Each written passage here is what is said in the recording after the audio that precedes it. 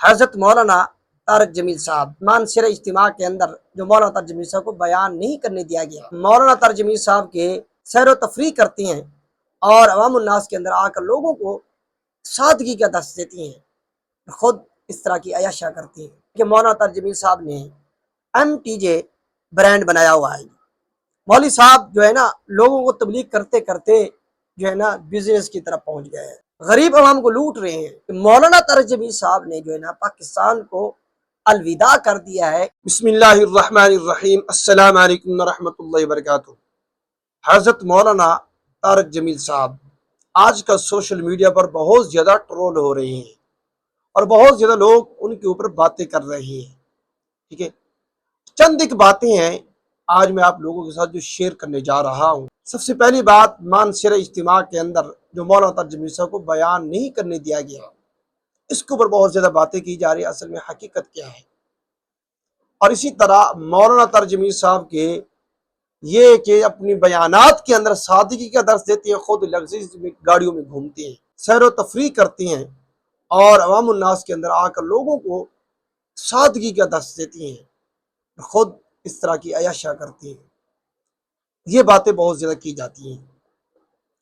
اور تیسری بات یہ کی جاتی ہے کہ مولانا طارق جمیل صاحب نے MTJ برانڈ بنایا ہوا ہے۔ مولوی صاحب جو ہے نا لوگوں کو تبلیغ کرتے کرتے جو ہے نا بزنس کی طرف پہنچ گئے ہیں، ٹھیک ہے، اور بہت زیادہ مہنگا ہے جی، غریب عوام کو لوٹ رہے ہیں۔ یہ بھی بہت زیادہ باتیں کی جاتی ہیں۔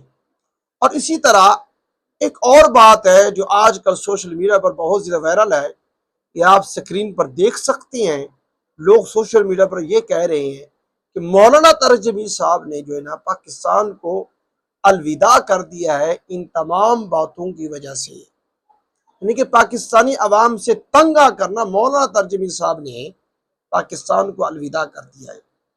اس میں کتنی صداقت ہے، آیا کہ یہ بات درست ہے یا غلط ہے؟ سب سے پہلی بات، مانسرہ اجتماع کے اندر مولانا طارق جمیل صاحب کو بیان کرنے سے کیوں روکا گیا ہے؟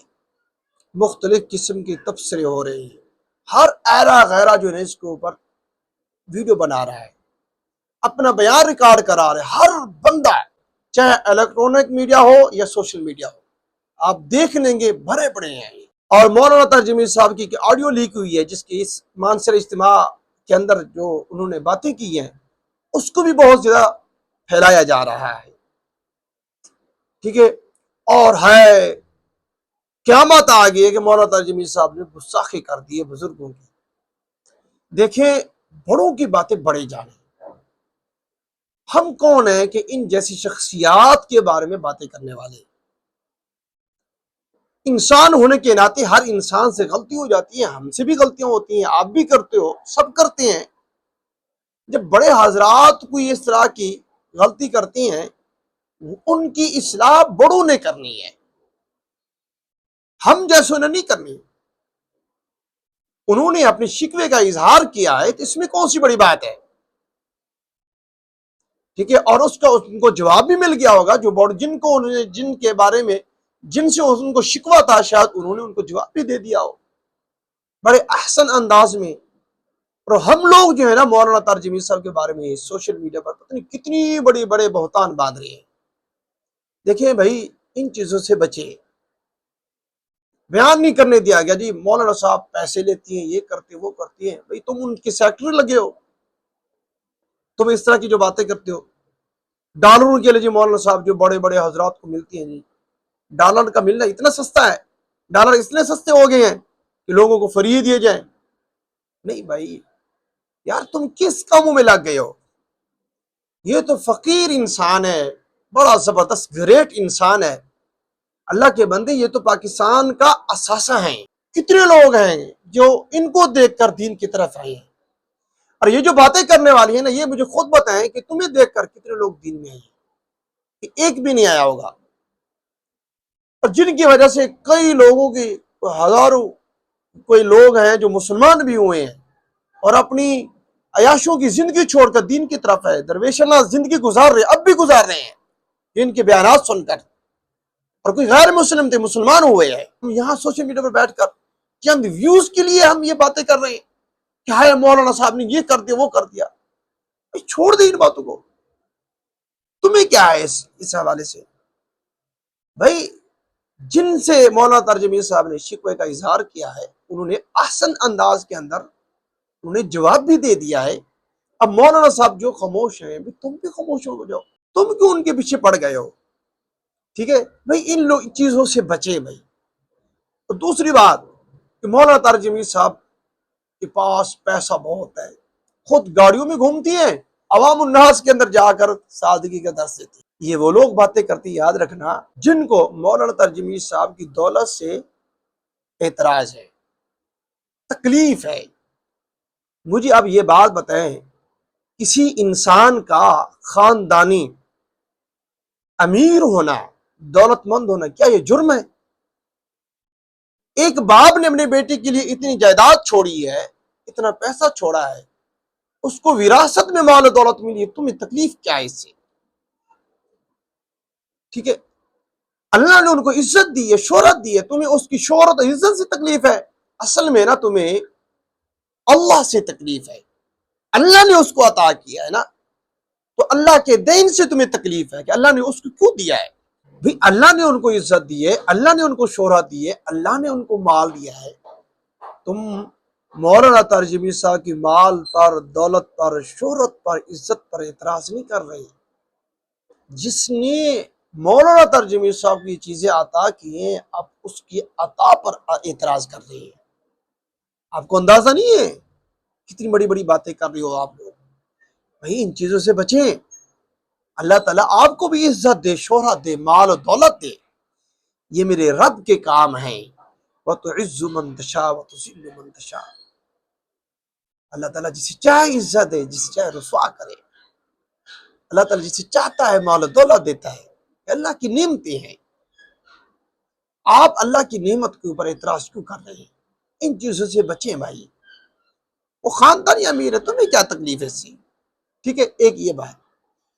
تیسری بات، جو ان کا برانڈ ہے جی MTJ، جی یہ غریب عوام کو لوٹ رہے ہیں.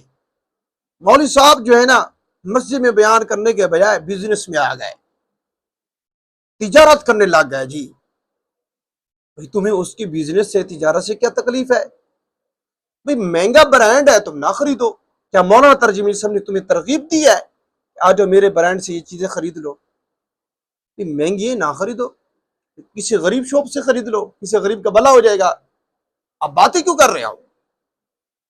چھوڑ دے، وہ بزنس کر رہے ہیں، تمہیں کیا تکلیف ہے؟ مولوی کا بزنس کسی کو ہضم نہیں ہوتا. بھئی اگر وہ ہر چیز کو مد نظر رکھتے ہوئے ان کا دل کر گیا ہے کہ میں بزنس کروں، میں کوئی کاروبار کروں، میں تجارت کروں، یہ تو اچھی بات ہے. تو رسول اللہ صلی اللہ علیہ وسلم کی سنت پر عمل ہے. تجارت کرنا، رسول اللہ صلی اللہ علیہ وسلم نے مسلمانوں کو تجارت کرنے کا آرڈر کیا ہے. بزنس کرنا یہ رسول اللہ صلی اللہ علیہ وسلم نے حکم دیا ہے.